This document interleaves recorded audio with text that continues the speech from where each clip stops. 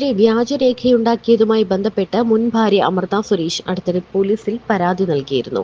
ഇതിനു പിന്നാലെ ബാലയ്ക്കെതിരെ ഗുരുതര ആരോപണങ്ങളുമായി മുൻ ഭാര്യ എലിസബത്ത് ഉദയനും രംഗത്തെത്തി. 1 മണിക്കൂർ ദൈർഘ്യമുള്ള യൂട്യൂബ് വീഡിയോയിൽ തന്നെ ബാല ആക്രമിച്ചതിനെക്കുറിച്ചും പലതും സഹിച്ചതിനെക്കുറിച്ചും എലിസബത്ത് പറയുന്നുണ്ട്. തമിഴ്നാട്ടിലെ ഗലാട്ട മീഡിയയ്ക്ക് അടുത്തിടെ ബാലയും ഭാര്യ കോകിലയും അഭിമുഖം നൽകിയിരുന്നു.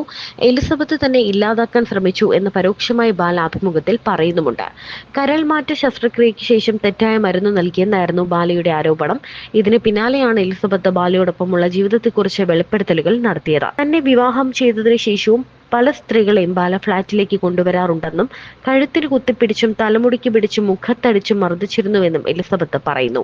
ബാലയെ ഒരുപാട് സ്നേഹിച്ചു പോയതുകൊണ്ടാണ് ഇതിനെതിരെ പോലീസിൽ പരാതി നൽകാതിരുന്നതെന്നും അവർ വീഡിയോയിൽ പറയുന്നുണ്ട്. വിവാഹം കഴിഞ്ഞതിനു ശേഷവും ബാല ഫ്ളാറ്റിലേക്ക് സ്ത്രീകളെ കൊണ്ടുവന്നിരുന്നു. ഇത് പലരും എന്നെ വിളിച്ചു പറഞ്ഞിട്ടുണ്ട്. ഒരു തവണ മർദ്ദിച്ചപ്പോൾ ഞാൻ പോലീസ് സ്റ്റേഷനിൽ വിളിച്ചു പറഞ്ഞു.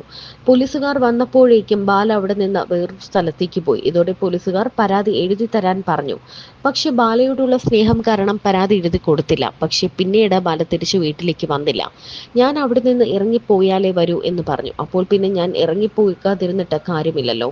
തനിക്കെതിരെ പലതവണ ബാല മോഷണക്കുറ്റം ആരോപിച്ചിട്ടുണ്ടെന്നും മോഷ്ടാവായി ചിത്രീകരിച്ചിട്ടുണ്ടെന്നും എലിസബത്ത് പറയുന്നു. വീട്ടിൽ ഒരു നായ്ക്കുട്ടി ഉണ്ടായിരുന്നു. അതിനെ എനിക്ക് ഇഷ്ടമായിരുന്നു.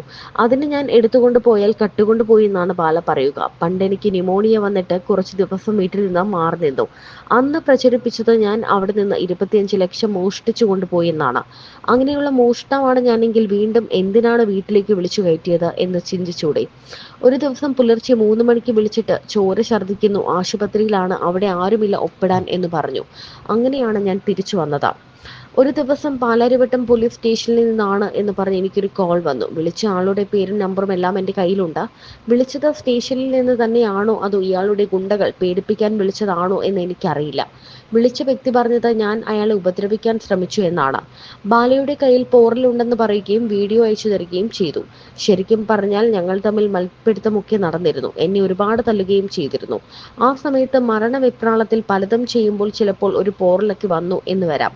അതായിരിക്കാം ഉണ്ടായത്. എൻ്റെ മുടിയൊക്കെ പിടിച്ചു വലിച്ചതൊക്കെ എനിക്ക് ഓർമ്മയുണ്ട്. എൻ്റെ ചുണ്ടിലും കയ്യിലും ചോര വന്ന കുറേ ഫോട്ടോകൾ ഞാൻ എടുത്തിരുന്നു.